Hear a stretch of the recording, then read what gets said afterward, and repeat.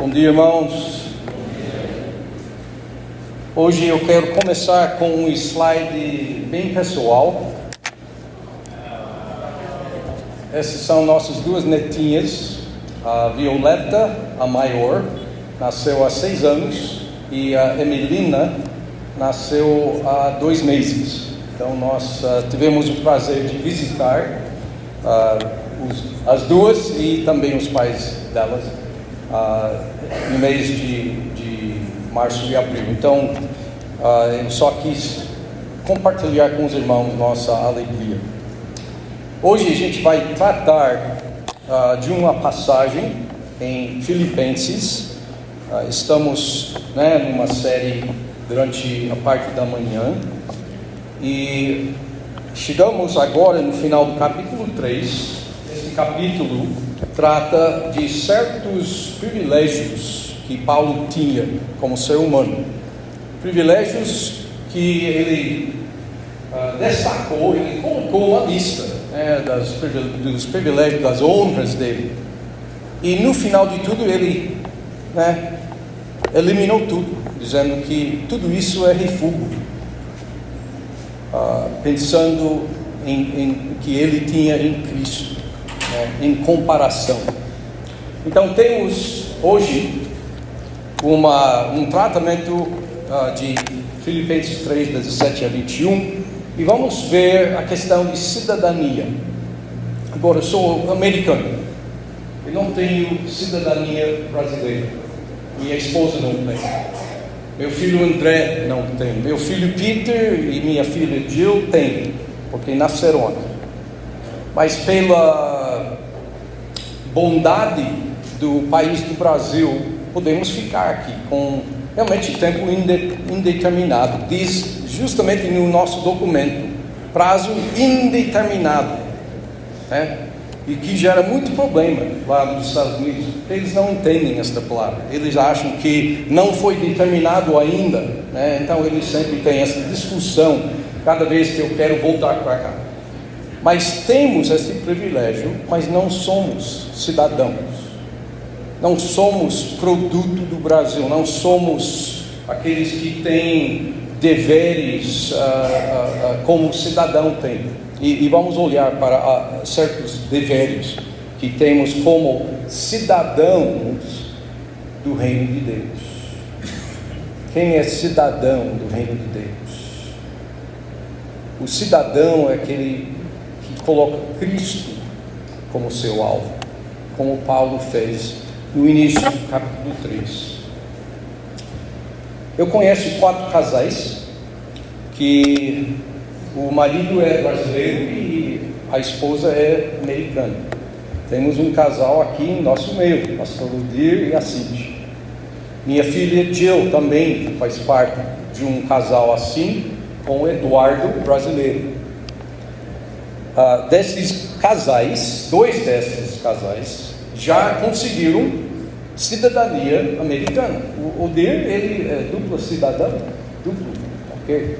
Então ele tem prazer de fazer parte dos 2 países, mas de ter deveres aos 2 países. Qual exército o irmão serviria? Que não chega a isso, Agora, o candidato para ser cidadão de um país deve entender, ele tem exigências, ele deve obedecer às leis daquele país. Claro que eu, como não cidadão, devo também. Mas meu genro, o Eduardo, ele está no processo. O processo é árduo, é caro de conseguir cidadania americana. Mas ele está fazendo isso porque o casal quer ir para uma terra estrangeira para fazer missões, e é realmente no alvo deles de conseguir seu sustento nos Estados Unidos. E por isso eles vão passar por toda aquela fase de trabalho para se tornar cidadão. Então, por isso eu fico atônito com os grandes números de imigrantes que estão passando pela fronteira furada do meu país no sul. Eles estão exigindo muito trabalho, né? Na parte daqueles que querem fazer legalmente esta transição. Mas acho que isso vai custar o presidente sua posição, porque o povo está muito cansado dos criminosos, das drogas que passam dia após dia na fronteira. Mas eu não quero pregar sobre esse tipo de cidadania. Quero falar sobre uma cidadania que não exija documentação, exige transformação. Para se tornar cidadão do reino de Deus, tem de ser transformados.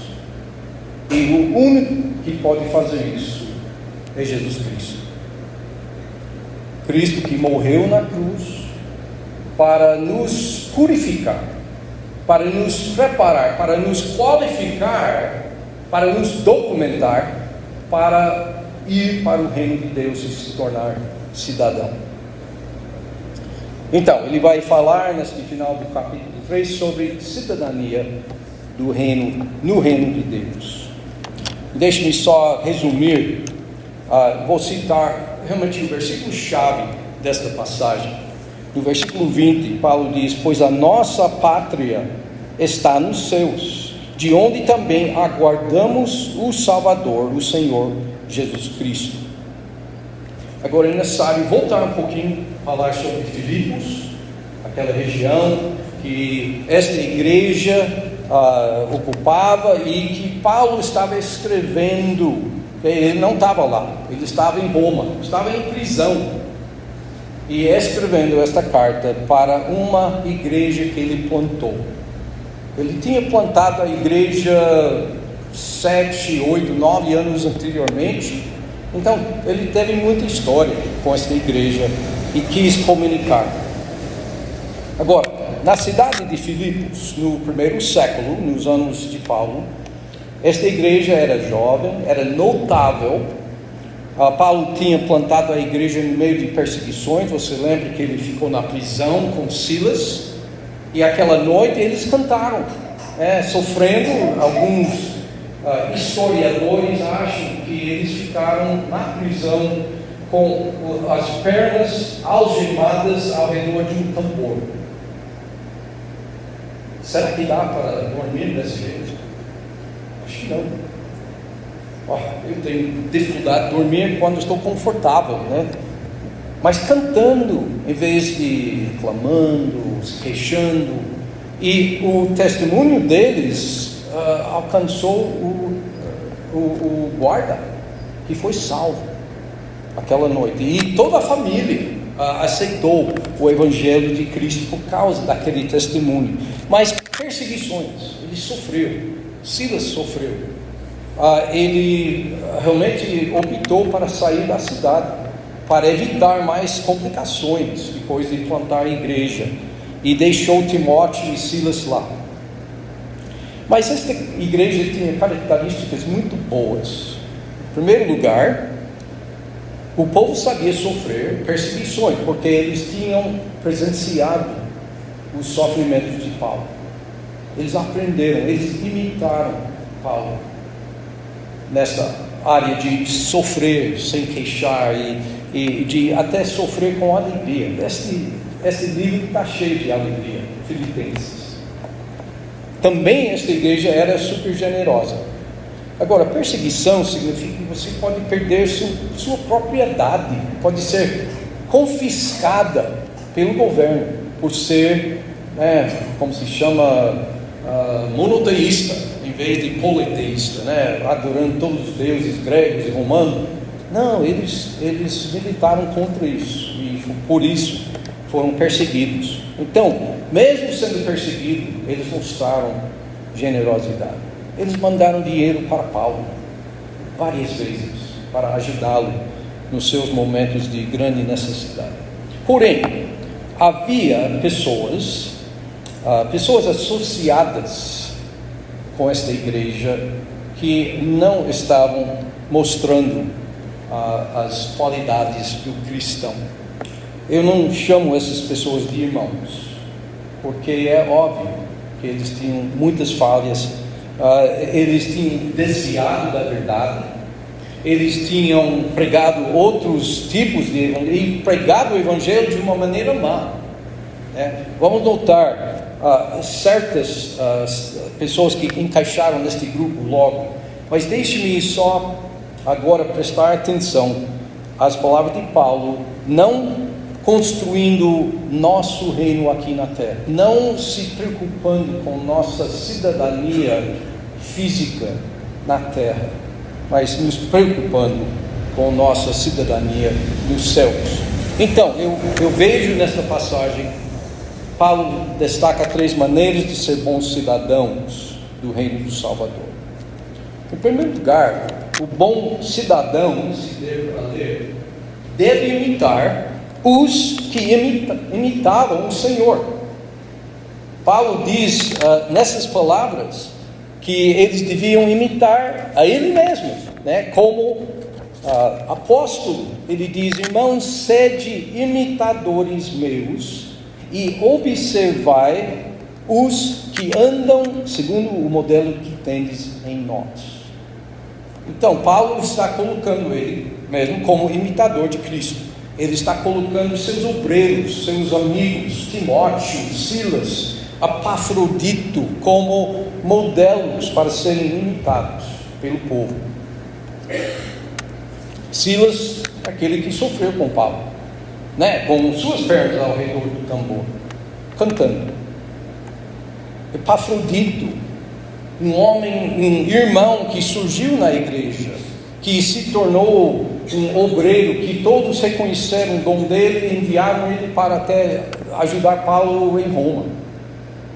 Ele estava em Roma, chegou em Roma, adoeceu gravemente, quase morreu. E Paulo ficou com muita alegria que ele sobreviveu. Mas Epafrodito tinha aquele coração dado ao seu povo lá em Filipos, querendo voltar e ministrar para eles. Então, bons imitadores de Cristo. Timóteo, possivelmente o melhor. Timóteo, os irmãos já conheciam Timóteo por experiências anteriores. Quando Paulo saiu da cidade, Timóteo ficou. Paulo quis enviar Timóteo de volta, porque Timóteo tinha outros ministérios. E no início desta epístola, é Paulo e Timóteo escrevendo para eles, em Filipos. Quer dizer, Timóteo está ao lado de Paulo na prisão. Este irmão Timóteo mostrava cuidado sincero para os irmãos em Filipos. Olha o que Paulo diz sobre ele. Já lemos essa passagem, no capítulo 2, mas eu vou ler novamente. Espero, porém, no Senhor Jesus mandar-vos Timóteo o mais breve possível, a fim de que eu me sinta animado também, tendo conhecimento da vossa situação. Quer dizer, Timóteo vai me informar. Porque a ninguém tenho de igual sentimento que sinceramente cuide dos vossos interesses, pois todos eles buscam o que é seu próprio, não o que é de Cristo Jesus. Olha, 3 irmãos aqui que devemos imitar, e que os filipenses deviam imitar. Além disso, desses 3, Paulo, irmãos que estavam imitando o Senhor Jesus Cristo. Então, como podemos ser imitadores, segundo esta passagem? Em primeiro lugar, devemos esquecer das coisas que importam neste mundo só. Devemos lembrar aquilo que Paulo passou, ele colocou todas as suas honras. Eu vou repetir agora, porque faz parte desse capítulo 3, versículos 4 a 6. Ele diz: bem que eu poderia confiar também na carne, se qualquer outro pensa que pode confiar na carne, eu ainda mais. Circuncidado ao 8º dia, da linhagem de Israel, da tribo de Benjamim, hebreu de hebreus, quanto à lei fariseu, quanto ao zelo perseguidor da igreja, quanto à justiça que há na lei, irrepreensível. Olha, ele poderia ter confiado na carne, ele poderia ter se alegrado nessas honras, nesses privilégios que ele tinha, nascendo como israelita. Um privilégio enorme. Não temos influência sobre nosso nascimento. Não temos história. Pelo menos ninguém consultou comigo sobre meu nascimento. Mas ele nasceu uma parte do povo de Deus na terra. Ele foi criado não como grego, não como judeu afastado, mas como hebreu mesmo. Sua formação era de fariseu. Agora, fariseu para nós tem aquela conotação negativa. Mas na sociedade de Israel, o fariseu era bem respeitado. É só que Jesus que furou a situação deles. Mas ele era fariseu, literalista. Ele não interpretava alegoricamente como esses outros místicos. Ele era literalista. Também ele era servo do judaísmo. Ele foi perseguindo os inimigos do judaísmo, os cristãos. Ele considerou isso um grande honra, né? Ir para Damasco para pegar pessoas presas e levar para Jerusalém. Ele obedeceu, ele era irrepreensível na obediência da lei mosaica. Mas ele perdeu todas as honras terrenas em busca de Jesus. Ele trocou imediatamente esses privilégios para conhecer Jesus Cristo. Ele diz: mas para mim, o que era lucro, isto considerei perda por causa de Cristo. Sim, deveras considero tudo como perda por causa da sublimidade do conhecimento de Cristo Jesus, meu Senhor, por amor do qual perdi todas as coisas e as considero como refúgio para ganhar a Cristo. Não há comparação. Cristo é tão mais importante em nossas vidas que devemos nos render de todos esses privilégios da terra para abraçar nosso Salvador. Paulo sabia que essas honras eram temporárias, só durante esta vida. Olha, no céu, será que vamos ser chamados de gentios e judeus? Será que Paulo seria chamado membro da tribo de Benjamim? Seremos irmãos. Acho que nossa procedência não importa, é nosso destino em Cristo que importa. Paulo tinha muitos privilégios, ele tinha autoridade. Pode perceber isso no livro de Atos, indo para perseguir, todos ajudaram, todos contribuíram os bens para ajudá-lo. Ele teve respeito, ele ficou praticamente rico, né, nesse processo. Mas ele considerou tudo isso como refúgio em comparação com a salvação que ele ganhou em Cristo. Agora pergunto: se analisamos nossas vidas, o que em nossas vidas vai ficar para sempre? O que estamos gastando nossas energias e prestando nossa atenção que vai continuar para sempre? Será que não estamos desperdiçando nossos esforços, trabalhando em cima daquilo que não vai permanecer? Estamos trabalhando para produzir fruto que permanece? Possivelmente você lembra daquela parábola do mordomo injusto. Este mordomo realmente abusou sua posição. Ele deu descontos para todos, né, prejudicando o seu mestre, para que quando ele fosse demitido, ele teria muitos amigos. Mas ele sabia passar para frente aquilo que ele tinha. Estamos passando para frente aquilo que temos? Estamos gastando nossos esforços naquilo que vai estar lá esperando por nós quando chegarmos no céu? Irmãos, hoje temos muita preocupação com o nosso dinheiro. Eu vou ser assaltado. Se eu colocar aqui, eu vou ser roubado. Se colocar no banco, quem sabe se o banco não vai falir. Temos todas essas preocupações, mas dando algo para o Senhor é o lugar mais seguro no universo. Vai ficar para sempre. Aquilo que você doou ao Senhor está registrado, está na lista para sempre, está preservado. Ok, então como podemos imitar bem, esquecendo das coisas terrenas, também procedendo para o alvo, o troféu que importa para a eternidade. O alvo de Paulo não era um salário maior.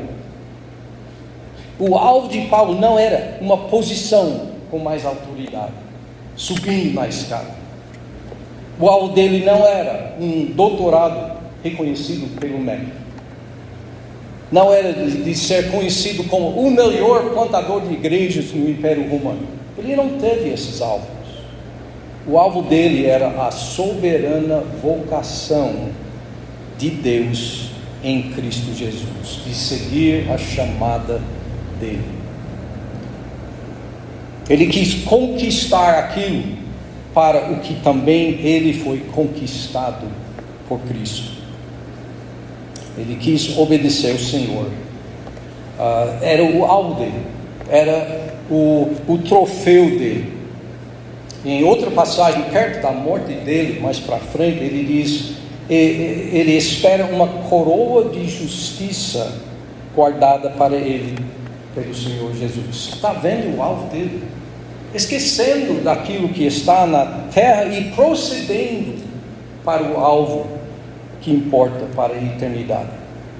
O cristão pode receber esta coroa, este galardão da mão do Senhor Jesus Cristo, mas devemos imitar aqueles que imitam o Salvador, como Paulo, Silas, Epafrodito, Timóteo.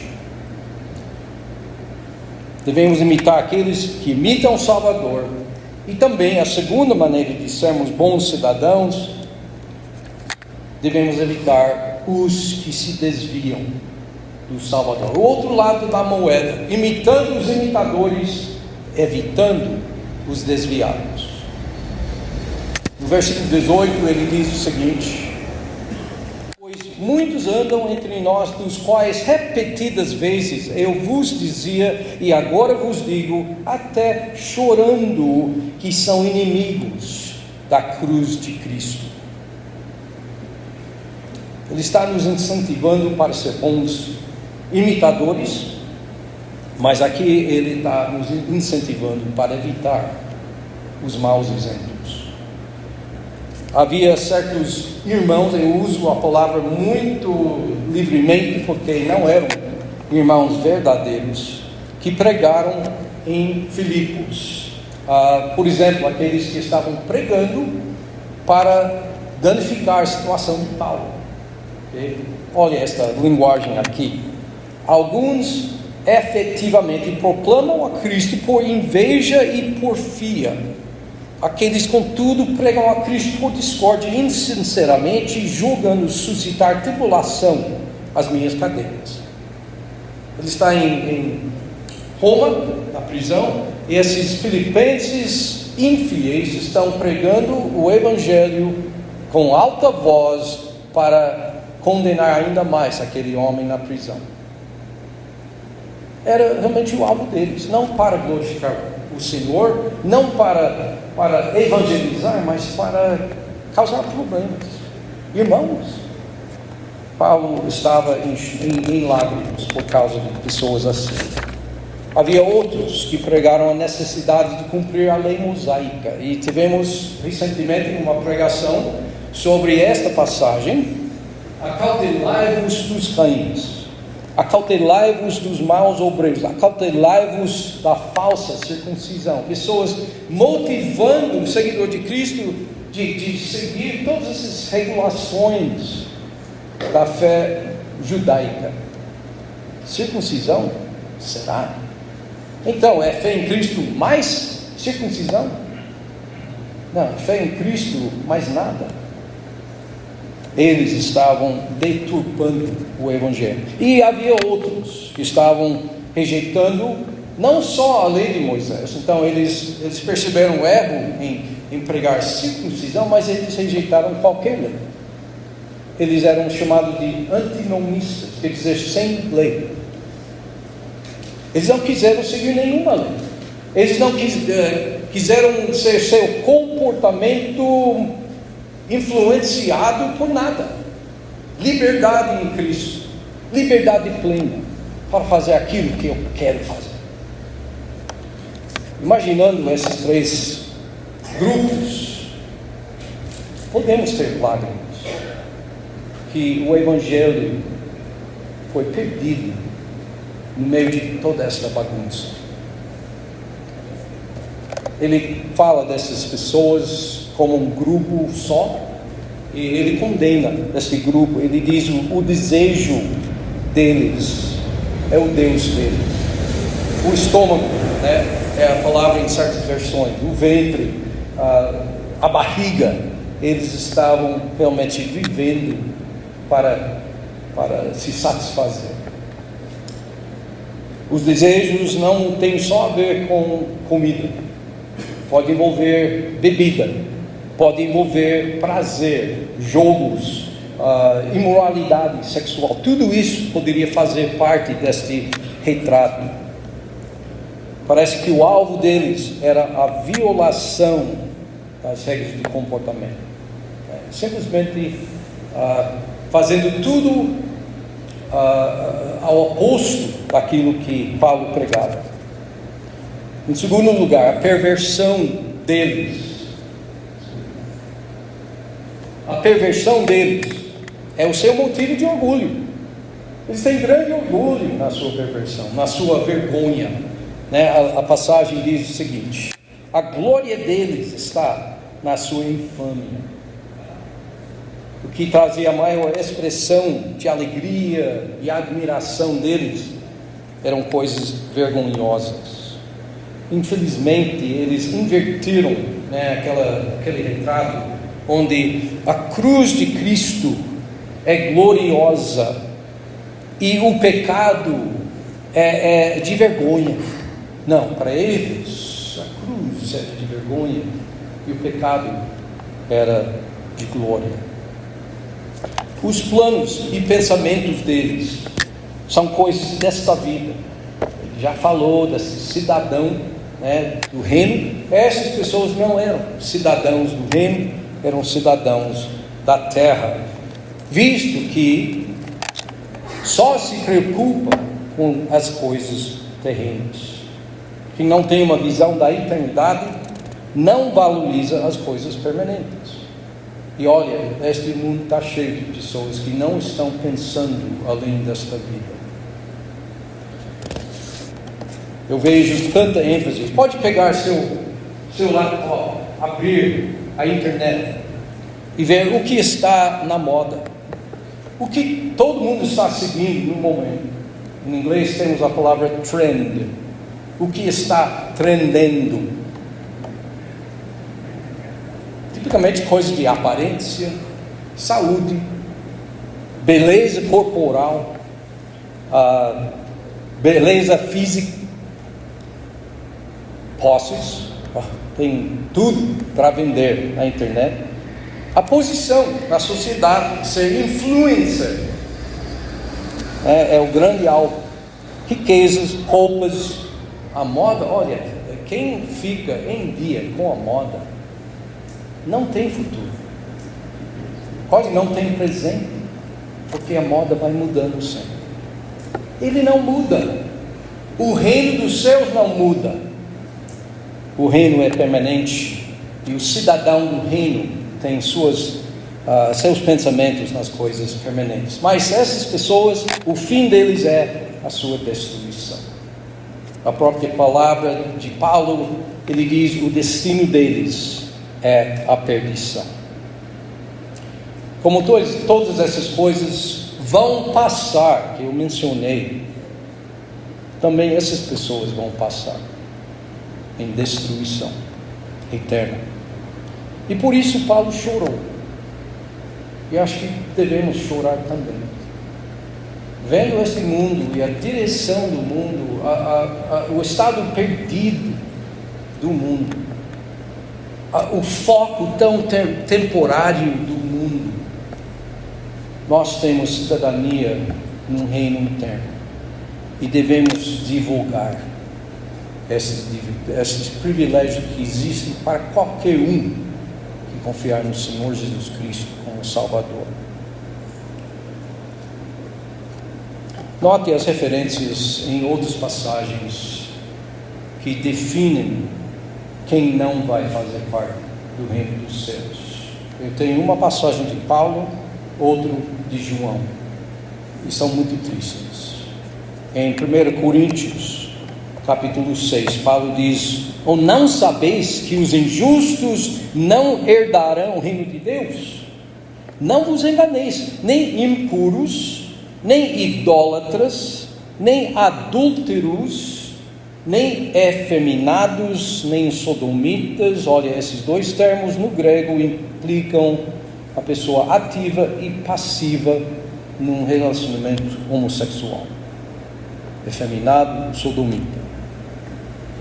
Nem ladrões, nem avarentos, nem bêbados, nem maldizentes, nem roubadores herderão o reino de Deus. E João, no final da Bíblia, capítulo 22 de Apocalipse, falando daquela cidade eterna, Jerusalém, que desceu dos céus, ele diz isso: bem-aventurados aqueles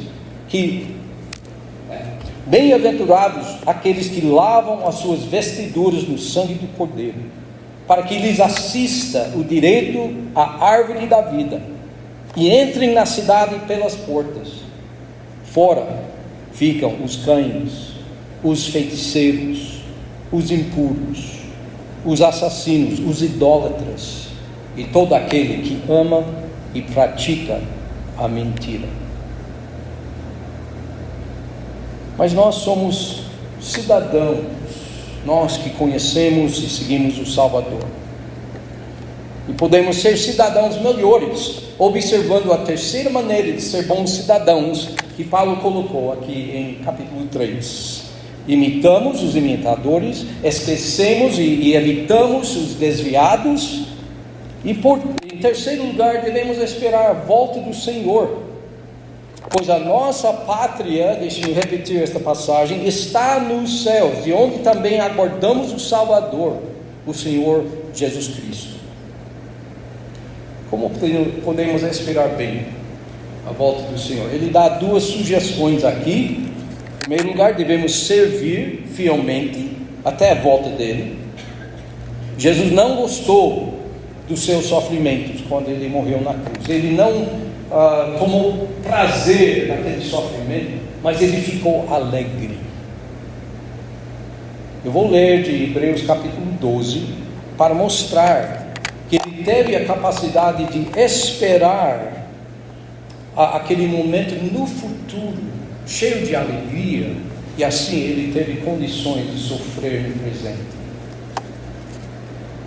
Em Hebreus 12, o autor de Hebreus nos incentiva assim: corramos com perseverança a carreira que nos está proposta, olhando firmemente para o autor e consumador da fé, Jesus, o qual, em troca da alegria que lhe estava proposta, suportou a cruz, não fazendo caso da ignomínia. Ele não gostou, ele não revelou-se em participar disso, mas ele teve alegria pela proposta do futuro. Está assentado à destra do trono de Deus, com milhões de seres humanos redimidos.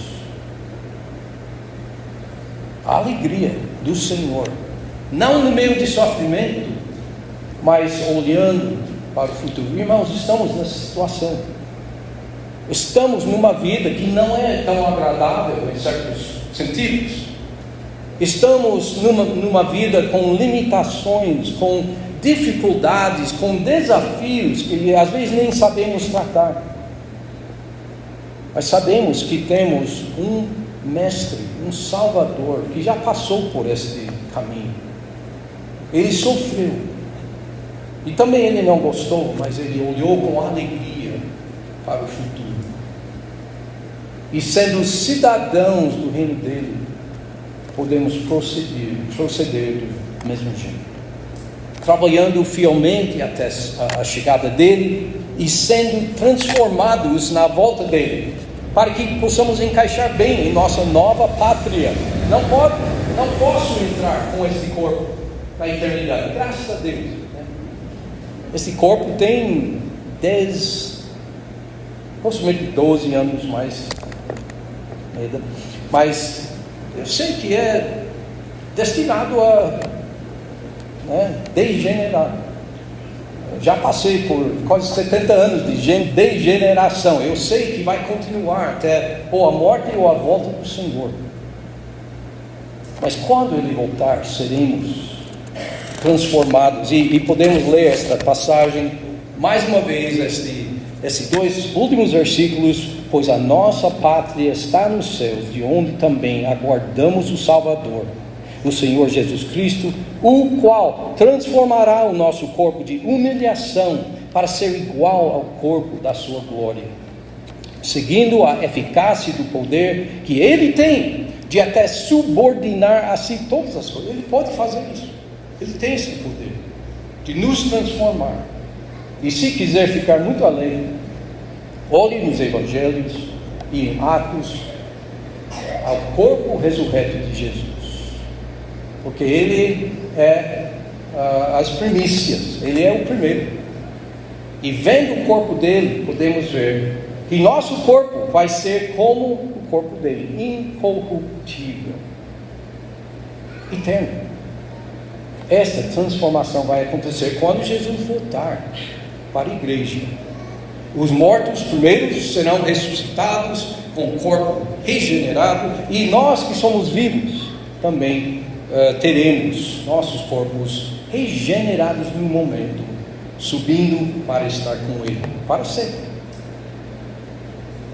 Que glória ter um corpo indestrutível, um corpo permanente, um corpo útil para o serviço do Senhor através da eternidade.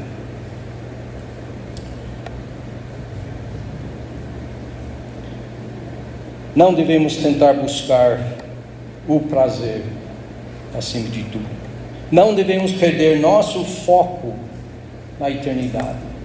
Não devemos parar de imitar os bons imitadores do nosso Salvador, pois nem podemos imaginar a alegria que vamos ter quando entrarmos em nossa nova pátria.